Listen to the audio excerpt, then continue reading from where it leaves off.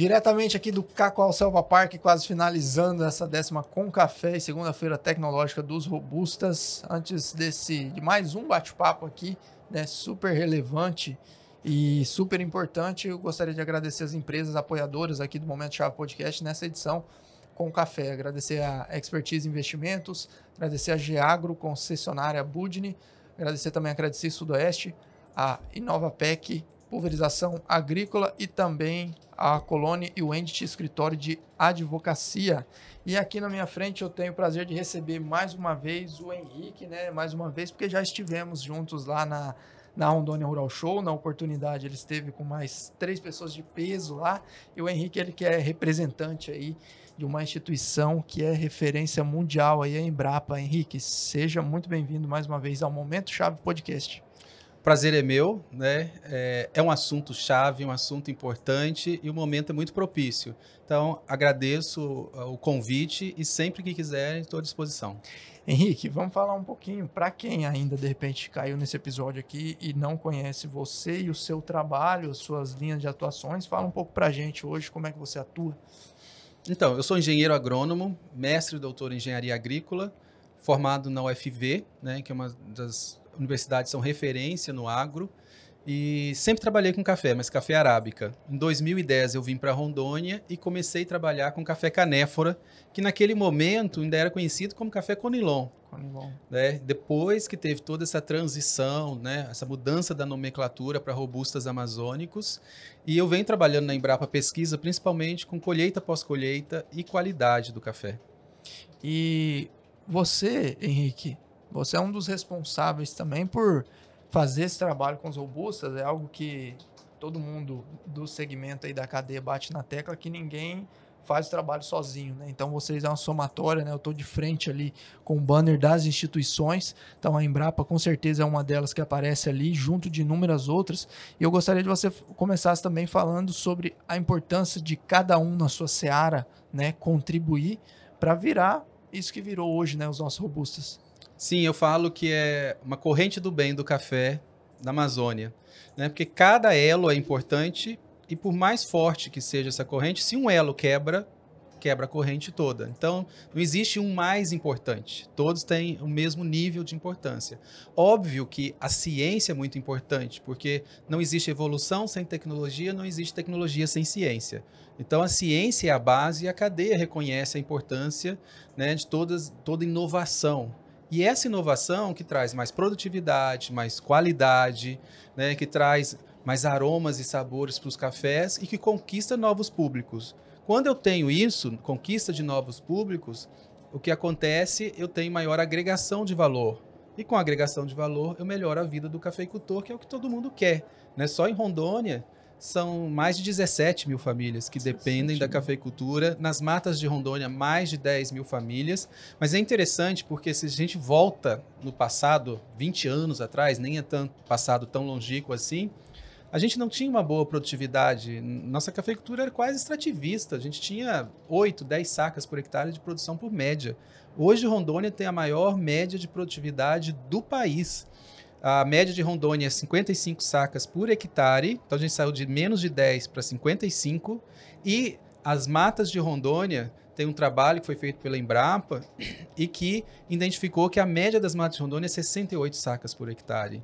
Então, assim, a maior produtividade do país, isso é tecnologia, isso é inovação e isso é mais renda.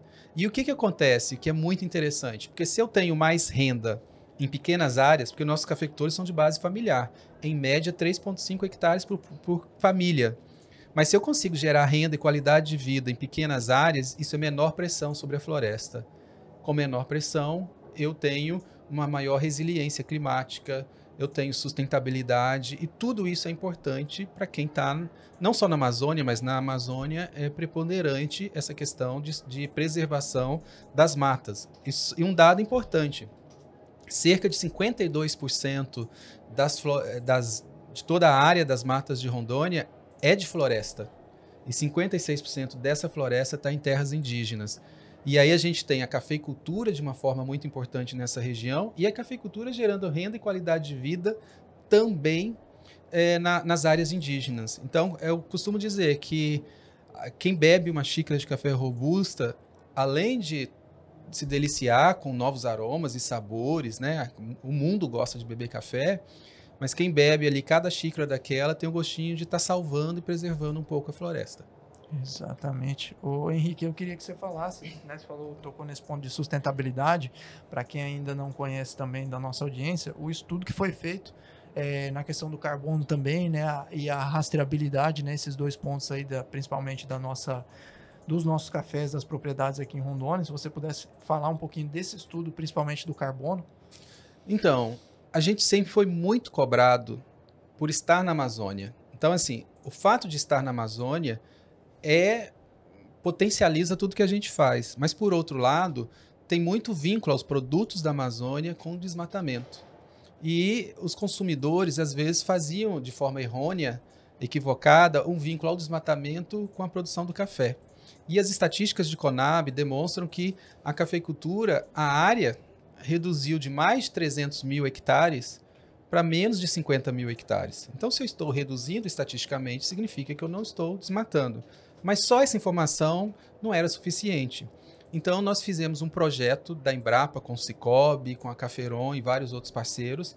E esse projeto chama-se Carb Café, que é um projeto único e muito genuíno na cafeicultura da Amazônia e que também assim, tem servido como referência até nacionalmente. Esse projeto ele tem 3 viés importantes. O primeiro deles foi a gente mapeou usando imagens de satélites toda a região das matas de Rondônia. Então, hoje eu sei todo o uso de solo dessa região, eu sei onde são as florestas, o que tem de floresta, onde está o café, onde estão as outras culturas, o que tem de pastagem. E esse trabalho demonstrou que não existe, praticamente zero, o desmatamento recente vinculado à cafeicultura. O que eu falo recente? De 2020 para cá, que tem a ver com as novas regras da legislação europeia de não comprar nada que tenha vínculo com desmatamento. Esse trabalho demonstrou que o desmatamento recente vinculado ao café é praticamente zero. A outra coisa muito interessante nessa região, 52% da floresta ainda é floresta, 45% pastagem, então grande parte está com pastagem, e o café ocupa só 0,8%, e outras culturas 1,3% da área.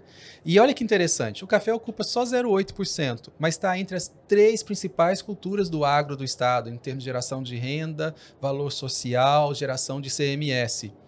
Né? Comparado até com a produção de carne, né? Supera a produção de leite. Então, assim, o café tem um impacto quase tão importante quanto a pecuária, só que enquanto a pecuária usa 45 mil hectares para ter esse impacto, 45%, a gente usa 0,8%, que é o que eu falei no início, porque o café consegue gerar renda e qualidade de vida em pequenas áreas, e ele se torna uma cultura coringa na Amazônia, né, que diminui a pressão sobre a floresta. Então, essa é a primeira parte, que já é muito legal. A segunda parte foi um levantamento de socioeconomia, que demonstra que mais de 90% da nossa cafeicultura é familiar, de pequena escala, de média de 3,5 hectares por família. E a outra coisa interessante que mostrou um pouco da evolução da cafeicultura ao longo dos anos. Foi feito um levantamento parecido em 2010 e a média de idade dos cafeicultores era 53 anos. Hoje a média de idade é 47 anos, o que significa que a juventude está ficando no campo. Exato. E por que a juventude está ficando no campo? Porque tem mais tecnologia, tem mais qualidade de vida. Mais renda. Grande parte dos cafeicultores tem acesso à internet. Alguns reclamam que não é tão boa a internet, mas tem acesso. Então eles podem assistir o seu programa, né, o seu podcast de casa, aprender. Então hoje a informação chega mais rápido, né? É uma evolução, é mais qualidade de vida. E eles usam essa internet para tudo. Desde recreativo, para fazer compras para o campo. Então, é um ganho. Então, assim, 97% de toda a nossa área é irrigada. Isso é um índice importante, porque traz mais resiliência, garante essa produtividade nos patamares. Então, a gente tem uma cafeicultura que evoluiu muito e esse relatório demonstra isso. Aumentou em escolaridade, né, reduziu a idade média e aumentou em excelência e tecnologia. E tem um outro resultado que é muito interessante, que é em relação ao sequestro do carbono. A gente sabe que quanto maior o sequestro de carbono, quanto menor a emissão de carbono, menor a sua pegada ecológica na produção. E isso é muito importante em termos de sustentabilidade. Então, não sei se vocês já ouviram falar, mas, por exemplo, a gente tem carne carbono zero, às vezes tem um carro de baixa emissão, Sim. tudo isso. A cafeicultura de Rondônia, ela não é nem carbono Tudo zero. zero, ela é carbono positivo. E esse tudo demonstrou que a diferença entre o que emite para produzir o café versus o que o café sequestra são quase 4 toneladas por hectare ano. Então significa assim que o café, além de gerar renda, tem importância social, porque 25% de todo o emprego do agro está no café, ele ainda sequestra carbono. Então, assim, o café Fantástico. realmente amigo e compatível com a floresta e está ajudando a salvar, porque você está sequestrando mais carbono, você está diminuindo isso na atmosfera. Exato. Fantástico o trabalho, Henrique. Parabéns a toda a cadeia, né? É o que o Sim. pessoal fala, cadeia produtiva do café, porque são várias mentes, são vários braços aí que fazem parte dessa cadeia. E eu queria que você comentasse um pouquinho também nessa questão de abertura de mercado também, né, Henrique? É algo que o Estado tem feito muito bem, através também da Caferon, abrir mercado internacionalmente. A gente tem um exemplo aí do Juan, que é atual presidente da Caferon, tem levado os robustas, né, para outros países, tem recebido também pessoal aqui. Recentemente vocês receberam, né, os russos Sim. aqui. E eu queria que você falasse um pouquinho dessa abertura de mercado e sobre a COP também. Então, o que é interessante? Eu sempre, quando a gente vai dar um treinamento para o cafeicultor, que a gente vai falar da importância de ter qualidade, eu sempre falo, se você produz a mesma coisa, vende para as mesmas pessoas, não tem como o preço ser diferente. Não tem como Exato. você agregar. Então, se você muda a qualidade do seu produto e se insere em novos mercados, o preço muda. E pode chegar próximo do que você quer e agregar valor e gerar mais renda. Então, assim, a gente desenvolveu em produtividade, sustentabilidade, qualidade. Então, a gente tem um produto muito bom. Inclusive, o melhor café robusta do mundo é amazônico, produzido pelo cacique Rafael. Foi a primeira vez que um café robusta atingiu 100 pontos. Isso é o máximo de qualidade, é o café perfeito, né? Aqui de Cacoal. E aí, o que acontece? Você tem um produto perfeito, você tem que começar formar massa crítica em relação a isso e pôr no mercado e correr atrás. E é isso que a Caferon, sob a presidência do Juan e outros eixos estão fazendo, comunicando para a sociedade que existe um café que ajuda na preservação, que tem qualidade, que tem sustentabilidade, tem uma importância social enorme e que movimenta toda essa cadeia. Só esse ano o café gerou cerca de 5 bilhões de renda. Isso é mais do que a soja gerou com 650 mil hectares. E o café nas matas de Rondônia são 34 mil hectares e no estado como um todo, menos de 50 mil hectares. Então você vê assim, o poder do café. E a gente tem atingido novos mercados. Ano passado nós fomos para Londres, o café robusto amazônico foi lançado, colocado numa vitrine toda chique, sabe, nos pontos mais chiques de Londres, tinha lá robusto amazônico e a cafeteria convidando os clientes a experimentar esse café. Né? A gente recebeu os russos aqui, que agora estão comprando os nossos cafés. A gente tem recebido várias comitivas, então, de dentro e de fora do Brasil. E nesse intuito, a gente está indo agora para a Semana Internacional do Café. Vai ter um mega evento lá, com 750 convidados que estão se inscrevendo para ter uma verdadeira imersão na cafeicultura amazônica. Então a gente vai ter todo o valor cultural, a gente vai ter uma degustação de cafés perfis exóticos, de agrofloresta, os cafés retrô, que são cafés que são preservados a qualidade ao longo dos anos, tipo com vinho, são maturados, a qualidade até melhora. E tem vários produtos atrelados, o mel por causa da polinização. Então, assim, o que está acontecendo? Para as pessoas entenderem que existe todo um cosmos, um universo em torno de uma xícara de café robusta, né? Que envolve esse terroir. E a gente está levando isso para a Semana Internacional do Café e vamos também para a COP30, né? Porque assim, os cafés amazônicos, eles são compatíveis com a floresta, geram renda em pequenas áreas, então diminui a pressão. Eles podem ser trabalhados em sistemas agroflorestais, como a gente tem nos indígenas, a gente tem no RECA, a gente tem em Apuí, então tem vários exemplos disso.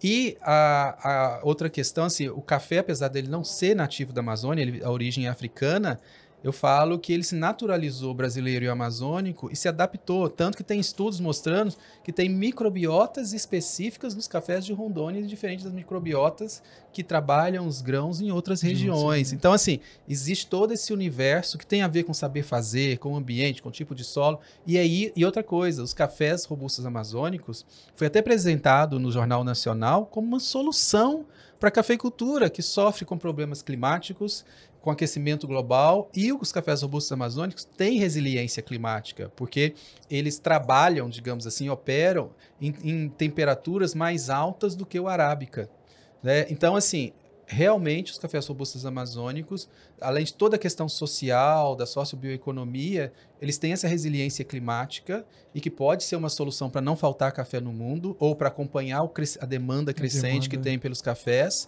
e de uma forma bastante sustentável e ser uma solução de renda, sim, para a agricultura familiar na Amazônia.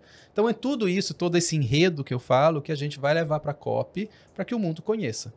Qual que é o sentimento, Henrique, de trabalhar com café no dia a dia, viver, conversar com o produtor, conversar com autoridades, com toda a cadeia? Qual que é o seu sentimento? O sentimento é de orgulho, pertencimento, né? E que quem trabalha com café está construindo um legado para as gerações atuais e para as próximas, porque a gente vê toda essa evolução e vidas sendo mudadas, né? Você pega uma família Bento hoje, 5 famílias em 10 hectares, recebendo 2.500 convidados, visitantes por mês, que torra e vende toda a produção, que manda café para o país inteiro, e você olha assim, tá onde? Tá aqui, ó. Né? Então, se você vê a cafeicultura indígena, o cacique Rafael produzindo o melhor café do mundo, os indígenas produzindo café no Projeto Tribos, você vê o movimento das mulheres do café, que já foi reconhecido pela Forbes como um dos mais atuantes significativos do país. Então, assim, o seu João da Luz, que ganhou, né, o melhor café torrado, de torra artesanal do país. Então, assim, todo esse acontecimento traz muito orgulho e essa questão de pertencimento, de saber que a gente teve aqui uma jornalista, né, que escreveu para a Revista Expresso, que é uma das mais lidas da área, e ela falou assim, uma fala que para mim marcou bastante. Ela falou assim, Henrique, vocês vão, daqui 10 anos, as pessoas vão estar falando sobre o que está acontecendo na cafeicultura da Amazônia agora, porque o que vocês estão fazendo não é uma evolução, é uma revolução. Porque ela falou assim, quando a evolução acontece num período muito curto de tempo, nós chamamos isso de revolução. E vocês estão fazendo uma verdadeira revolução amazônica, com cafés muito emblemáticos e de qualidade, e que isso vai ser lembrado como está mudando toda uma cadeia e a forma de ver a agricultura na Amazônia e a forma de ver a própria qualidade dos cafés canéforos. Realmente. Parabéns mais uma vez, Henrique, pelo trabalho e vou te liberar, né? Porque já estamos no avançado da hora. Gostaria de agradecer por você ter tirado um tempinho para nos atender aqui. Aprendo bastante e fiz questão, né? Conforme eu disse, tive com o Juan aqui, perguntei, falei, o Henrique tá por aí já? Ele falou, tá chegando, para trazer você aqui. É informação relevante, qualidade que precisa ser cada vez mais difundido o trabalho, principalmente que a Embrapa faz, né? Reconhecida mundialmente aí, é um trabalho fundamental que faz parte dessa cadeia e a gente precisa valorizar aqui. Então, mais uma vez, agradeço pela disponibilidade de tempo aqui no Momento Chave Podcast. Eu que agradeço o convite, estou sempre à disposição. E esse tipo de trabalho que vocês fazem, né, de mídia, de levar a informação é muito importante. Tem um gráfico, depois você pede o Juan para te mostrar, que mostra assim, que o número de citações da palavra robusto amazônico na internet subiu muito a partir de 2020. Aí depois mostra um gráfico de exportações. O gráfico de exportações acompanhou exatamente o gráfico das citações. Então, esse tipo de trabalho levando informação também faz parte da cadeia e também ajuda nessa evolução. Então, parabéns para vocês também. Grato, Henrique, e a vocês que acompanharam até aqui esse episódio. Também entre no nosso canal aí, tem muito mais conteúdo aqui sobre a Concafé, Rondônia Rural Show, os nossos episódios gravados em estúdio também. Mais uma vez agradecer às empresas apoiadoras do Momento Chave Podcast, essa edição com café aqui diretamente do Cacoal Selva Park. Agradecer a Expertise Investimentos, agradecer a Geagro, concessionária Budni, Crédito Sudoeste, a Inovapec Pulverização Agrícola e também a Colônia Wendt, escritórios aí de advocacia, todo o estado de Rondônia. E fiquem atentos aí ao Instagram, Momento Chave Podcast, para os nossos próximos conteúdos.